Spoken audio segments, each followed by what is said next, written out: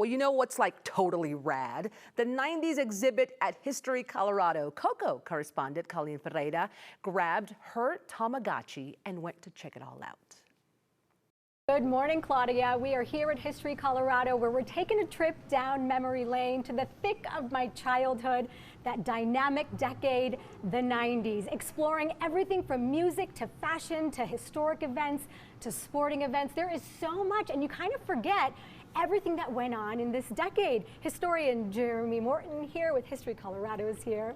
How's it going, Jeremy? Great, yeah. I mean, I always love revisiting the 90s, so yeah, it's nice to be down here with you and we could talk about our favorite decade. Our favorite decade, because it really was our childhood. We're reliving this blast from the past. What is it like for you being a historian, putting all these pieces together? I mean, it's a lot of work to distill an entire decade down into 5,000 square feet of exhibit space. So having the opportunity to sort of revisit those watershed events that form the world we have today and exploring some of the pop culture moments that you and I have been walking through today.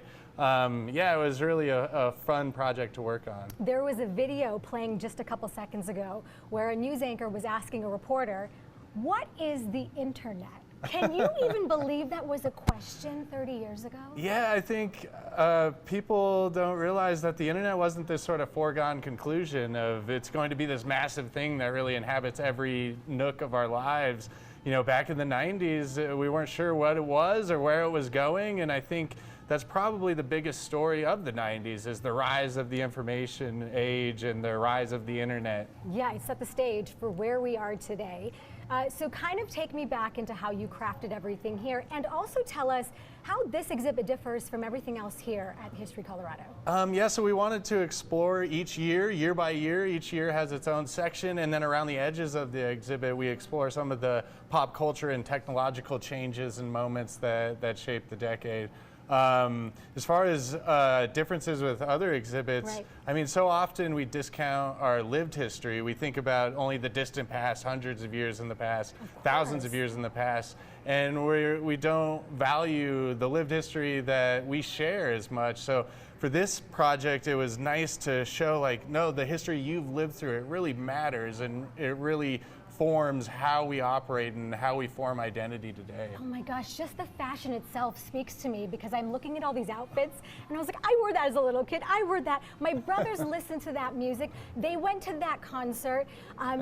These different events really take us back in time in the best possible way, right? I'm not trying to date myself here, but we were just talking, Jeremy, we thought it was funny that, you know, if I bring my kids back here to this very exhibit, they're going to think I'm ancient with the way the computers look, with the way the CD players look, with the way that people were dressed. But that was life for us. And I was saying, it's kind of like my mom telling me, we didn't have iPhones back in the day. We had no FaceTime.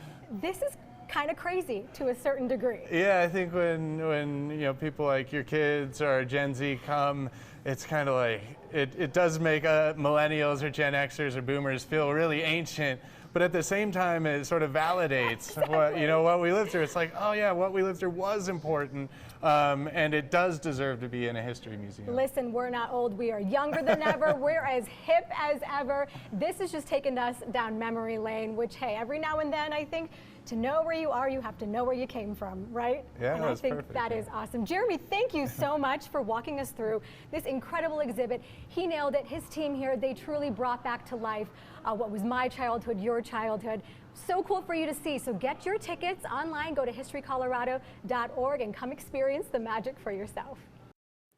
Yeah, as if. Okay, everybody, there's more to explore at History Colorado's exhibit, The 90s. See it for yourself. Get tickets at historycolorado.org. Colleen and Jeremy will be back a little bit later on in the show for more. Well, glad you're still with us on Colorado and Company. Let's head back out to History Colorado for more at the exhibit, The 90s, last decade before the future. Colleen Ferreira is with exhibit developer and historian Jeremy Morton. Well, this was a decade like no other. Think of the 90s, guys. Think of Beanie Babies and Furbies. Think of must-see TV, that Friday night where you had to get home with all those shows. And then think of the internet. So much laying the groundwork in that decade for where we are and who we are today. And we're exploring that here at the 90s exhibit at History Colorado. Historian Jeremy Morton joins us. Jeremy, set the scene for me here, because this couch alone really is screaming 90s, isn't it? Yeah, it really is the scene. We're trying to bring the 90s back to life. Oh, you're doing a great job with everything here. Tell me about some of the iconic moments and items that you have here. Yeah, so we tell the story of some of the moments that brought us to today, and then to bring those moments to life, we were able to bring some amazing objects to the History Colorado Center. We have Bill Clinton saxophone, we have Backstreet Boys outfits, we've got Tom Hanks uniform in Saving Private Ryan, Biggie's sweater, really just so many objects that you're like, wow, I can't believe they have this. Okay, so Jeremy and I were both kids in the 90s, but I don't think of these things as artifacts, you know, pieces of history. How did you go about sourcing everything that's here? So some of the things came from History Colorado's collection, and then other things came from private collectors or other institutions throughout the country. We got things from the Rock and Roll Hall of Fame, Paramount Pictures. The creative director of South Park loaned us a construction paper cutout used to make the very first episode of South Park. So yeah, it really just things from all over the country sort of brought together here. Yeah, and you could also just call my parents too. If you're short of anything, I'm sure we could find it in their basement or in their living room. Is there one specific year of the 90s that sets apart from the others?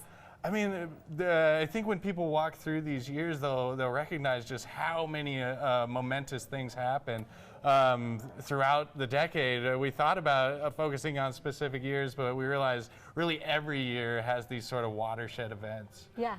Yeah, I would say for my mom, though, the most momentous year was the '97, because that's when the Princess Diana Beanie Baby came out. Well, I have all my Beanie Babies. Shh, I shouldn't say that out loud, should I? Those are worth something these days. But everything here you walk through and you say, hey, I remember when my mom got that, or my dad did this, or I'm walking through the news halls here of all the history, and you remember those big moments. And it takes you back to where you were, how old you were, and it gives you kind of that flashback in time, which is really sweet. How has it been for you, a kid of the 90s, but now putting together an exhibit, reliving your childhood? Oh, it's just been fantastic. You know, I thought about, you know, what if I could do any exhibit, what would I do? I thought about that last year, and I realized I think I'm doing it. I think the 90s is the exhibit I would want to do. So to be able to bring that time back to life and have those nostalgic moments you're talking about, like visiting the Blockbuster on a Friday night with your friends or family, and arguing over which VHS to get. Because we were only allowed to get one or maybe two, right? Well, I mean, you couldn't, those late fees, it's too risky to get more than one. I know, you don't want that black mark on your account. Oh my gosh, Jeremy, well, thank you on a personal note for taking me back in time, a blast from the past to really, which was my decade, my childhood, but for many of you at home, you're gonna have those feelings, those emotions, the happiness, just the pure joy of seeing what life was back then. You have to come here and see it for yourself. HistoryColorado.org, you can get those tickets online, you can come here in person and get the tickets, walk through, let us know what you think. Experience the magic for yourself. You'll be happy you did. Experience History Colorado's exhibit, the 90s, last decade before the future. All right, if you want to learn more and get tickets, go to HistoryColorado.org.